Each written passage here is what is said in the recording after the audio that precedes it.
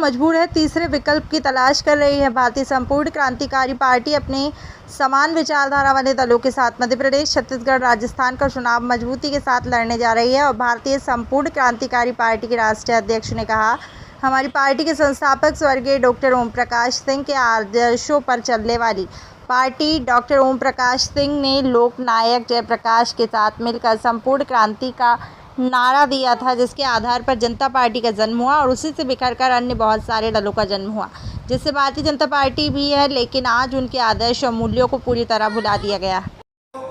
मेरी press note में मिल गया होगा कि हम मध्य प्रदेश की सभी 203 सीटों की विधानसभा पर चुनाव लड़ने जा रहे हैं। ये चुनाव हम छोटे छोटे दलों के साथ मिलकर के चुनाव लड़ेंगे। इन दलों में हमारे पास शीघ्र ही घोषणा हो जाएगी। करीब 22 दल हमारे संपर्क में आ चुके हैं। शेष दल शीघ्र ही हमारे संपर्क में और आ जाएंगे। उनकी हम अगले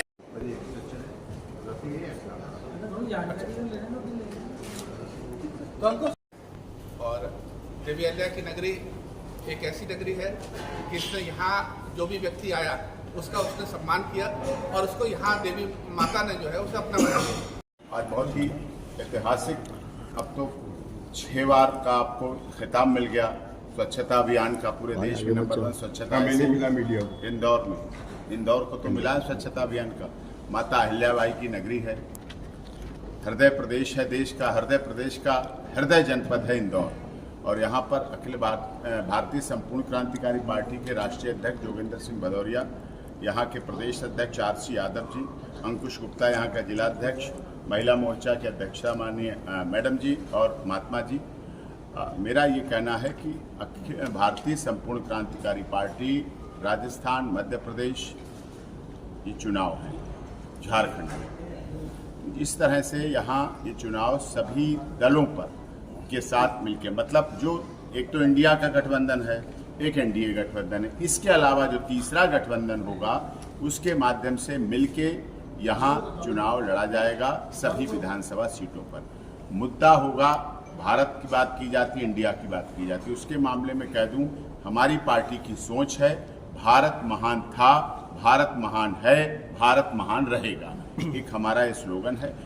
लड़ाई हमारी है भ्रष्टाचार से, लड़ाई है हमारी आतंकवाद से, लड़ाई है हमारी शिक्षा, स्वास्थ्य और रोजगार। इन चीज़ों के लिए हमें लड़ाई लड़नी है कि हमारी शिक्षा अच्छी हो, स्वास्थ्य सबको मिल सके और रोजगार के साधन सबको उपलब्ध हो सके।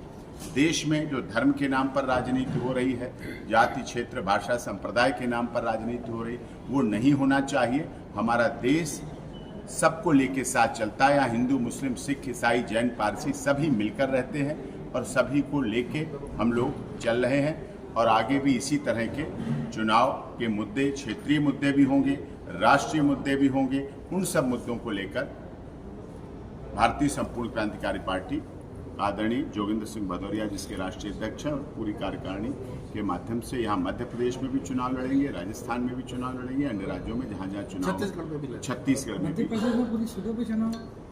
पूरी 230 सीटों पर चुनाव लड़ेंगे अपने सहयोगी दलों के साथ। हाँ सर, मुफ्त बिजली, मुफ्त अनाज, 1000 लाडली बहना योजना, देश कर्जे में डूबा हुआ है, देश कर्जे में डूबा हुआ है। सरकारें लोन का कर्ज चुकाने के लिए लोन ले रही हैं। क्या राजनीतिक दलों को वोटों को प्रभावित करने के लिए इस तरह की शगुफेबाजी जो चल रही है, ये आखिर इस देश को कहाँ ले जाएगी? माननीय सर्वोच्च न्यायालय, मैं जहाँ प्रैक्टिस करता हूँ 26 वर्षों से, उनका सख्त आदेश था। आप तो सब बौद्धिक लोग हैं, बुद्धिजीवी हैं। चौथा स्तंभ है लोकतंत्र के, मजबूत स्तंभ है, निडर, निष्पक्ष, निर्भीक पत्रकार है। ये बहुत जायज बात है कि लगातार ये मुफ्त की रेवड़ी वाला सिस्टम जो चला है हमारे लोगों को भी नकारा कर रहा है, आर्थिक बजट को भी खराब कर रहा है और एक नई रीति चलाकर कार्य ना करने की और इस तरह से मुफ्त में रेवड़ी बांटकर चुनावी वादे देकर इस पर कहते सब हैं, लेकिन अपने अपने वोट बैंक के लिए ये सब करने लगते हैं। वो उचित नहीं है।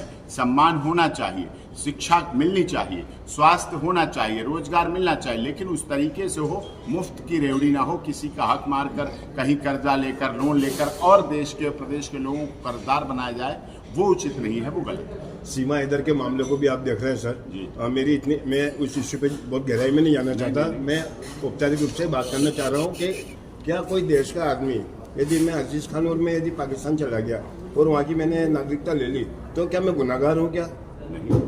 तो ये इशू को अब राष्ट्रीय स्तर पर जिस तरीके से सीमा के मामलों को राष्ट्रीय स्तर पर एक्सपोज किया गया है, मानो कोई धरती फट गई हो। वो यही तो आप बात तो है। लाया था सर, आप बिल्कुल। ये अभी मैंने आंकड़े दिए थे आपको, अक्षय कुमार ने अभी 15 अगस्त 2023 को भारत की नागरिकता ली थी, कनाडियन नागरिक, उनके ऊपर सवाल नहीं उठाते, लेकिन एक गरीब दलित शोषित पीड़ित मजदूर मजलूम के परिवार जो बेसहारा बन के यहाँ आई, और उसको फिर अतिथि देवो भव का हमारा नारा है, वसुधैव कुटुंबकम का नारा है, सर्वे भवन्तु सुखिनः सर्वे सन्तु निरामया हम बोलते हैं, सबका साथ सबका विकास, सबके साथ कल्याण, सबका न्याय होना चाहिए। तो सीमा के साथ भी न्याय हो, जांच हो जाए, जांच होने के बाद अगर वो दोषी पाई जाए अलग बात, अगर जो नहीं स्पाई है, नहीं जासूस है, नहीं आतंकवादी है, तो भारत में जैसे इस देश में अन्य लोग भी रहे हैं, वो लोग रहें, वो भी रहे, और उसके बच्चों का पालन पोषण हो, और यहाँ मिले सर्व शिक्षा अभियान के तहत उसको ये अवसर भी मिले। अभी उसने सारे 30 त्योहार मनाए, हर घर तिरंगा, घर घर तिरंगा अपनाया है,